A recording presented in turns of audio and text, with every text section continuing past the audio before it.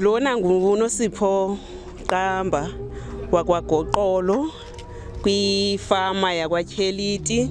Ndilapha eDrybush ukuzobeka uMamKwayi uMtshakazana. Lo mama ngumama endikhule phantsi kwakhe kula fama yakwaTyeliti, ifama yakwaPhedi. Sihlala kunye khona.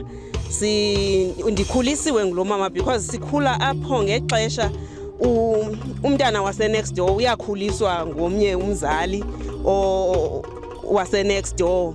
Uba uyakubona phaa umzali usenza into erongo uyakwazi ukubetha. Bendisalusa mna inkomo, ndisalusa inkomo zalo mzi walapha emaqocweni.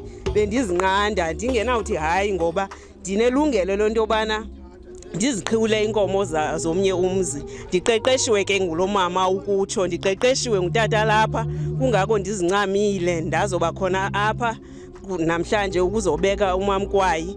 Ndikhula nabantwana bakhona, sifunda kunye. Intanga yam apha ligqibelo lakhe uHolomisa uNtembeko.